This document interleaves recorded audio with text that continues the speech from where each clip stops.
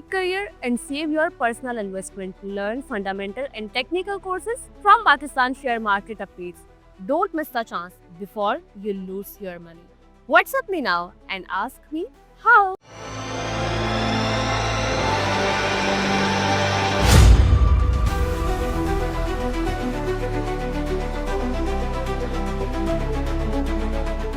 अस्सलाम वालेकुम, मैं हूं नादिया अनवर और आप देख रहे हैं पाकिस्तान शेयर मार्केट अपडेट्स। और जो है नाज़रीन, बात करेंगे आज की मार्केट की। तो आज थोड़ा सा हमने मार्केट में इंडेक्स को रिकवर होते हुए देखा। और जो है अगर बात की जाए इस वक्त इंटरनेशनल हालात के ऊपर, तो वो अभी फ़िलहाल तो एग्रेसिव ही होते चले जा रहे हैं। बल्कि जो इस वक्त सिनेरियो है वो थोड़ा सा वर्स्ट है, क्योंकि मजीद और ममालिक जो है वो शामिल हो चुके हैं। वो कहते हैं ना, इस जंग की जर्द में आ चुके हैं।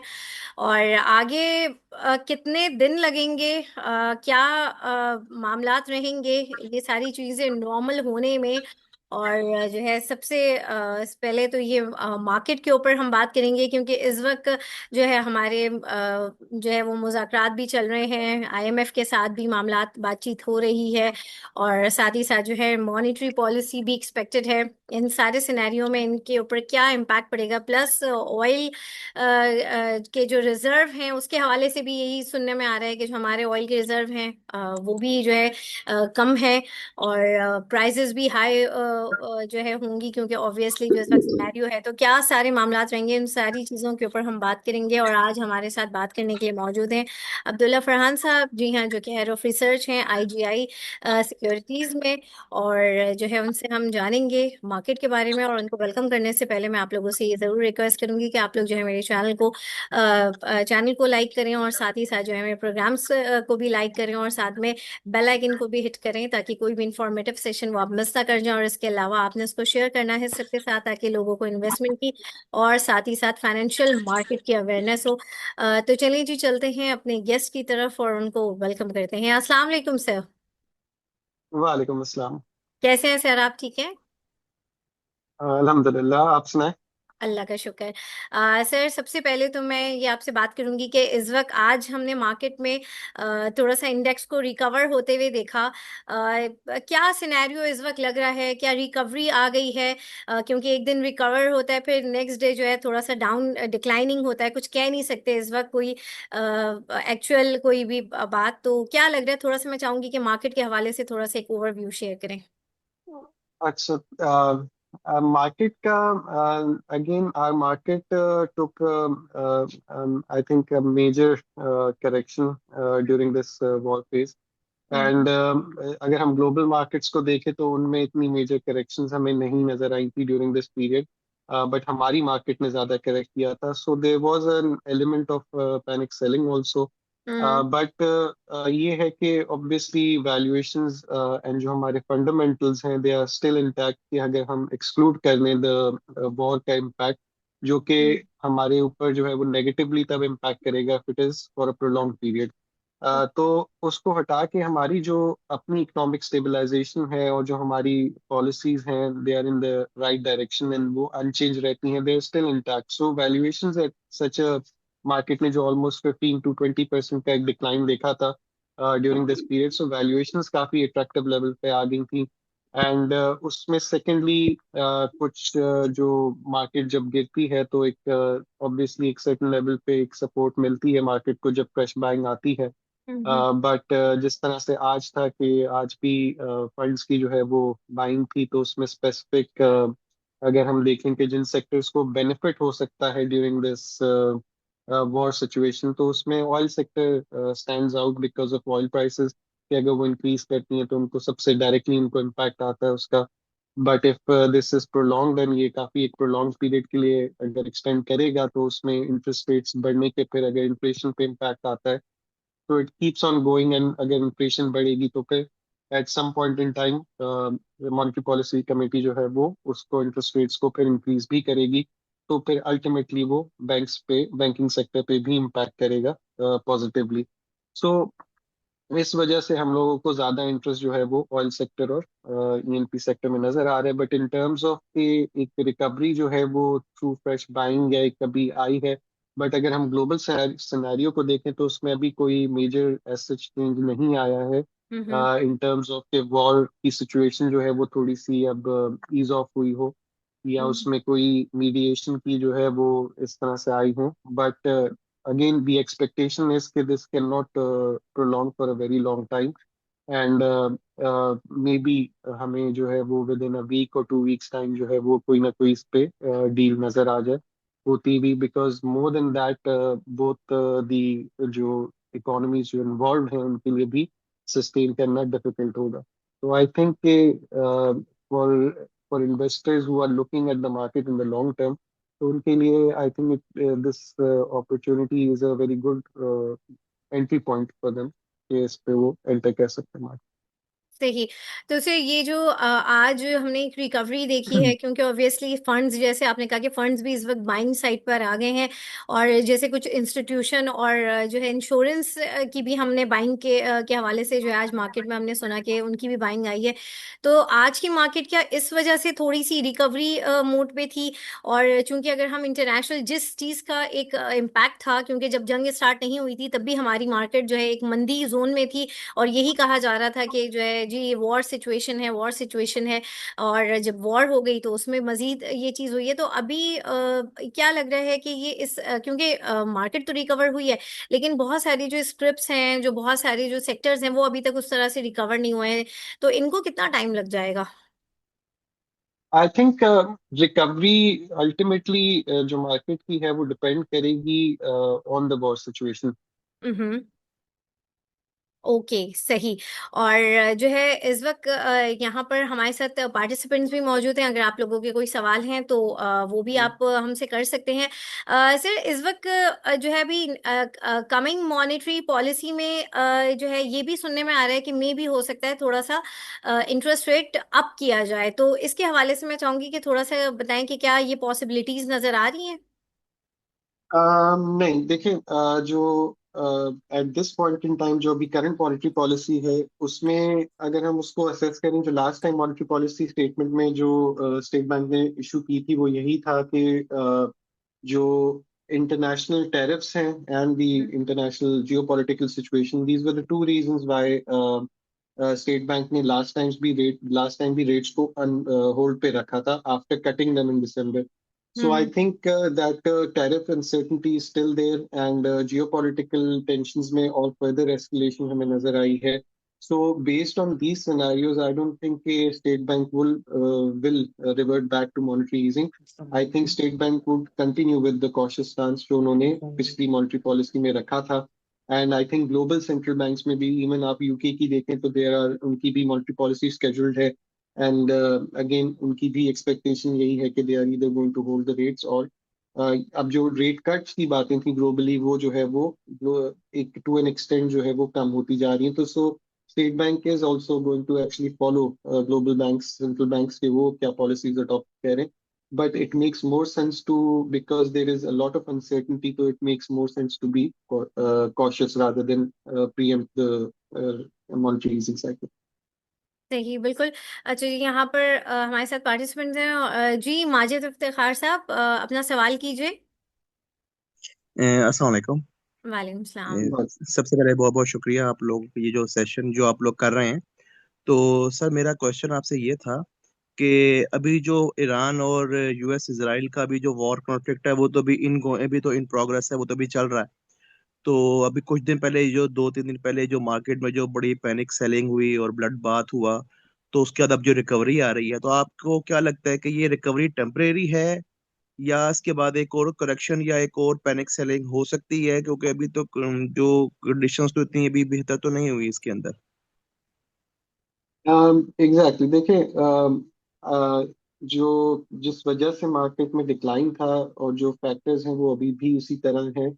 ऑल्दो जितना टाइम गुजरेगा, उस टाइम के साथ साथ लोगों की एक्सपेक्टेशन यही अभी बिल्डअप हो रही है कि this war can not last for a very long time. So उसमें ये होता है कि अगर आपकी war within a week और 2 वीक्स खत्म हो जाती है, especially considering that there is no fallout in the region, तो फिर ये वापस रिवर्ट बैक कर जाएंगी, क्योंकि अगर हम ऑयल प्राइसेस में देखें तो अब ऑलमोस्ट $17 to $18 का प्रीमियम ऑलरेडी बिल्ट इन हुआ हुआ है ऑयल प्राइसेस में। तो इन दैट सिनेरियो मार्केट जब तक कि इस पे क्लैरिटी नहीं आती तो इट विल सी वॉलेटिलिटी, जिस तरह से हमें नजर आ रहा है कि कमोडिटी प्राइसेस में भी वॉलेटिलिटी है, गोल्ड प्राइसेस में भी है। तो वॉलेटिलिटी तो रहेगी, जहाँ पे थोड़ा सी मार्केट आती है तो आई थिंक थोड़ा सा मार्केट में थोड़ा सा कॉशियस रहना चाहिए एंड वेट करना चाहिए कि कोई डील इसमें स्ट्रक हो जाए, तो फिर at that point in time market वापस जो है वो अपना मोमेंटम जो है वो कंटिन्यू करेगी। जो फैक्टर्स प्रीवियसली थे उसमें कुछ लिक्विडिटी के भी फैक्टर्स थे, जिसकी वजह से जो एक डिक्लाइन था वो और शार्प हो गया। ऑब्वियसली रिडम्पशंस होती हैं तो उसमें एक रीजन होता है उसकी वजह से भी कि व्हेन म्यूचुअल फंड्स जो है वो उनकी रिडम्पशन होगी तो उनको सेल करना ही करना है। तो अगर बायर्स नहीं थे बिकॉज ऑफ वॉर की सिचुएशन की वजह से तो वो और ज्यादा उसमें डिक्लाइन हमें नजर आया था। बट दो that was a one of situation in my view, and market जो है वो कंसिडरिंग दीज फैक्टर्स वॉलेटाइल जरूर रहेगी। सही, बहुत शुक्रिया। जी शेरोज, अपना सवाल कीजिए।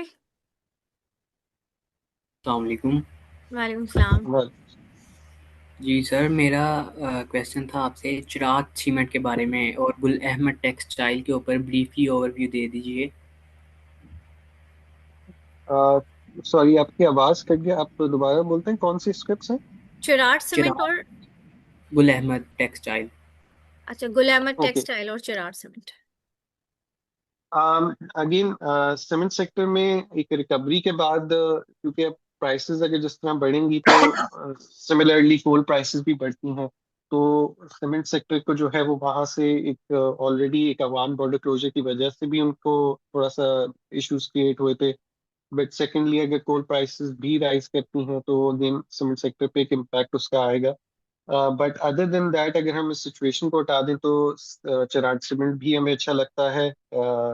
सिमिलरली जो है वो गुल अहमद टेक्सटाइल की जो आप बात करें तो उसमें टेक्सटाइल सेक्टर ओवरऑल पे जो है वो बिकॉज ऑफ एक जो रिसेंटली इंडिया ने एफटीए साइन किया ईओ के साथ, एंड फिर यूएस की जो है वो इंडिया के साथ भी जो है वो टॉक्स चल रही हैं कि वो उनका टैरिफ जो है वो रिड्यूस कर सकते हैं।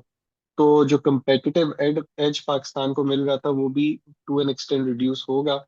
But secondly other than that जो टेक्सटाइल सेक्टर के अपने इश्यूज हैं विद इन द हाई, जो उनकी हाई कॉस्ट है उसकी वजह से भी आई थिंक टेक्सटाइल सेक्टर का एक जो परफॉर्मेंस है वो लैग रही है, एंड आई थिंक वो कंटिन्यू करेगी। तो उसमें कोई मेजर हमें वो नहीं नजर आ रहा कि अपसाइड उसमें बन सकती है। टेक्सटाइल सेक्टर से बेहतर आपको अपॉर्चुनिटीज मिल सकती है मार्केट में। सही, बहुत शुक्रिया। जी आफताब, अपना सवाल कीजिए।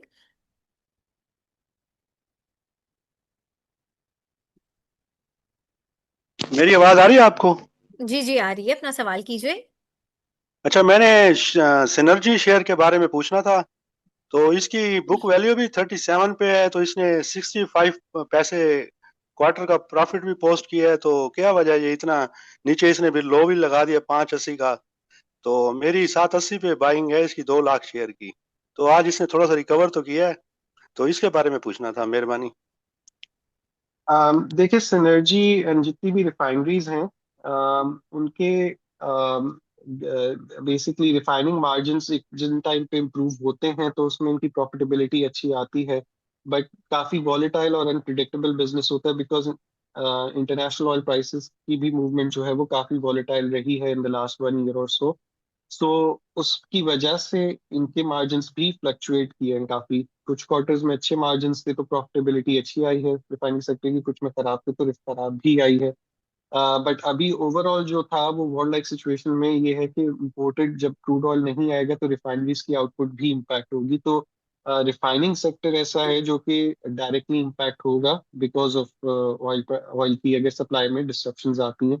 ऑल्दो पाकिस्तान कंसिडर कर रहा है, फिर न्यूज आई थी कल के पाकिस्तान जो है वो अल्टरनेटिव रूट्स को कंसिडर कर रहा है जिसके थ्रू जो है वो ऑयल सप्लाई जो उनको है वो सऊदी अरब के थ्रू मिलेंगी। हम्म। तो वो एक फैक्टर है कि वापस वो फियर जो है वो रिकवर किया तो आज थोड़ा सा रिफाइनरीज में भी हमें नजर आया कि एक होप है। बट ये वॉर लाइक जो वॉर की सिचुएशन है इसमें अनसर्टिनिटी इतनी है कि अगर ऑयल प्राइसेस में ऑयल की सप्लाई में एटलीस्ट फॉर रिफाइनरीज ही होता है कि अगर सप्लाई में कोई भी डिस्ट्रप्शन आएगी तो इन रिफाइनरीज को इम्पैक्ट करेगी अदर देन अटक रिफाइनरी, क्योंकि अटक रिफाइनरी हमारे लोकल फील्ड इस्तेमाल कर रही है।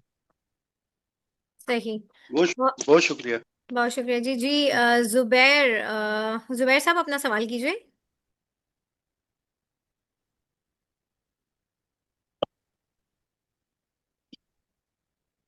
अच्छा, आई गेस उनका माइक ऑन नहीं हो रहा है। जी जावेद साहब अपना सवाल करें। अच्छा, माइक ऑन हो गया है। जी जुबैर साहब जल्दी से अपना सवाल करें। जी जी जी जी सलाम वालेकुम। ये मेरा हमारे को सवाल था गंदारा इंडस्ट्रीज के बारे में कि ये गंदारा इंडस्ट्रीज के जो नंबर आए हैं जनवरी में, ये ये वाले नंबर ऑल टाइम हाई थे। तो फिर मेरी वर्किंग के हिसाब से इनके जो रिजल्ट आएंगे अप्रैल में, ये एक रिकॉर्ड रिजल्ट आएंगे। तो फरहान साहब, आपका इस बारे में व्यूज क्या है? देखें, इसमें मोस्ट लाइकली कुछ वन ऑफ कॉन्ट्रैक्ट्स भी होते हैं जो जिसके अंडर एक डिमांड स्पाइक जो है वो नजर आती है। प्रीवियसली भी हमने देखा है कि गंदारा इंडस्ट्रीज में एक कोई स्पेसिफिक इनकी डिमांड जो कॉन्ट्रैक्ट्स के अंदर इनको मिली थी तो उनकी नंबर्स जो है वो स्पाइक किए थे।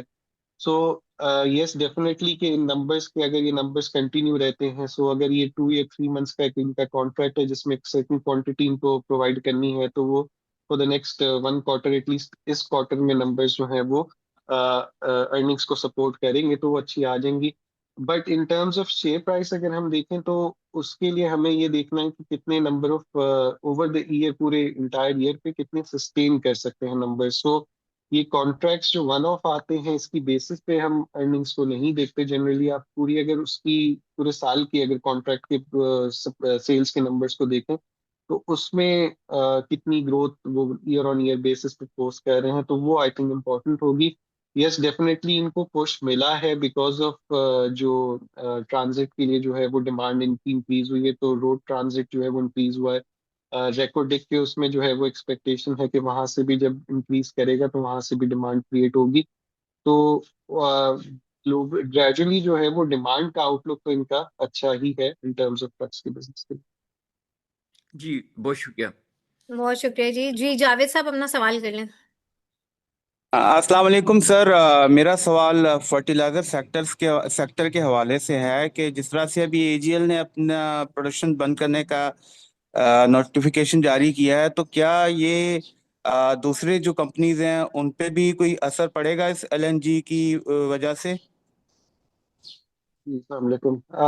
नहीं देखें, एजीएल जो एग्री है और फातमा है, इन दो को from time to time government जो है वो एलएनजी सप्लाई कर रही थी।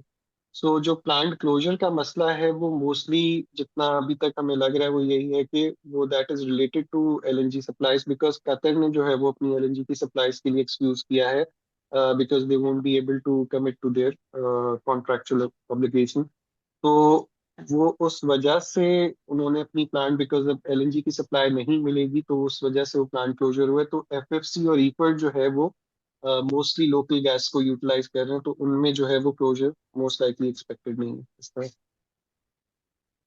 Thank you sir, thank you. सही, बहुत शुक्रिया। अजय सर, अब कल की मार्केट के हवाले से मैं जानना चाहूंगी कि कल की मार्केट को कैसा देख रहे हैं। और जो है इस वक्त चूंकि मार्केट काफ़ी डिस्काउंट है, ये तो एक है कि इस वक्त एक हम ब्लू चिप्स स्टॉक्स में बिल्कुल इन्वेस्टमेंट करनी चाहिए। और लेकिन ऑब्वियसली इस पूरे सिनेरियो से जो हमारे इन्वेस्टर्स हैं उनको काफ़ी एक सेटबैक हुआ है। तो कोई कुछ ऐसे जो है कुछ ऐसे इन्वेस्टमेंट स्ट्रैटेजी आप बताएंगे जिसमें एक मीडियम टर्म में भी लोगों को थोड़ा सा जो है कह सकते हैं रिकवरी हो सके। तो मैं चाहूंगी कि इन दोनों चीज़ों के हवाले से आप जरा गाइड करें। जी देखिए, at this point in time uncertainty जितनी है तो उसमें it is very difficult to say कि ये कितना अरसा प्रोलॉन्ग कर सकती है। I don't hmm. लाइक, हमें ये तो I think globally it will be very difficult to forecast कि ये वॉर 1 वीक में एंड होती है या it last for 6 months. Hmm. But obviously अगर हम प्रोबेबिलिटी वाइज उसको लेके चलें तो probability for a prolonged period of war is very low, कि मैं उसको 10% या 5% या 10% की वेटेज असाइन करूंगा। Mostly within 1 to 2 weeks, I'm expecting कि weightage should be more that this conflict would be resolved. तो अगर ये 1 to 2 weeks में resolve होने की expectation है, तो I think कि this is a good entry point for investors. Okay And even though अगर ये मेजर स्लिपेजेस हमारी जो इकोनॉमी में आएंगी, वो तभी आएंगी जब ये ऑयल प्राइसेस या जो ट्रेड कॉस्ट हैं जो बढ़ेंगी, वो हाँ इम्पैक्ट करेंगी over the long period, which सही means कि ये more than 2 to 3 months prolong करे. So then only we will see a spike in inflation और currency पे impact आने उसका शुरू होगा. So I think for investors generally this would be a good point. And again market for tomorrow भी यही है कि unless कि there is a further escalation, जो हम overnight अगर देखते हैं यूएस और ईरान की कॉन्फ्लिक्ट में, तो अगर कोई फर्दर एस्केलेशन नहीं आती या कोई मीडिएशन की आ जाती है पॉजिटिव न्यूज, तो that would be again positive for the market. Yes, अगर कोई नेगेटिव या बहुत कोई फर्दर एस्केलेशन इसमें आती है, तो शायद थोड़ा हमें फिर दोबारा प्रेशर नजर आएगा मार्केट में tomorrow. सही सर कुछ स्क्रिप्ट सजेस्ट करेंगे जिसमें इस वक्त जो है इन्वेस्टर्स को जो है इस वक्त इसमें इन्वेस्ट करना चाहिए. I think going by the theme जो मैंने आपको बताई थी, तो I think banks are in a good position. Okay banks में नेशनल बैंक हमारी टॉप पिक में है, यूबीएल बैंक है, इनको देख सकते हैं, ये हम लोग की प्रेफर्ड पिक्स हैं.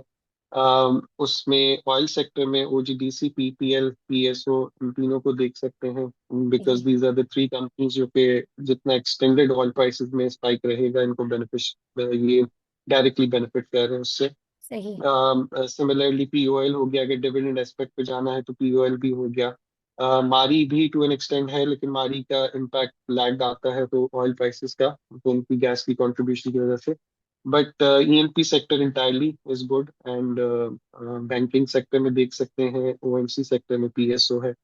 तो I think these are the few companies जिनमें आई थिंक फोकस रहेगा in the coming days. And I think when uncertainty is जब ज्यादा होती है, तो I think defensive side पे dividend yield stocks पे जो है वो I think focus करना चाहिए. तो उसमें भी banking sector is one of the highest yielding companies. तो उसमें यूबीएल आता है, एमसीबी है, बैंक लबीब हो गया. These are the few banks जिनको हम in terms of defensive play भी देख सकते हैं for the time being, जब तक ये uncertainty carry on होती. सही यहाँ पे एनबीपी के हवाले से उन्होंने टारगेट पूछा है सिराज साहब ने. हमारी 291 की टारगेट प्राइस है. ओके सही. Thank you so much sir Farhan, thank you. और हमारे साथ जितने भी पार्टिसिपेंट्स थे आप लोगों का भी बहुत शुक्रिया. और नाज़रीन यहाँ पे लूंगी मैं इजाजत. इंशाल्लाह आप लोगों से फिर मुलाकात होगी. तब तक के लिए अल्लाह हाफिज. Thank you sir once again. अल्लाह हाफिज.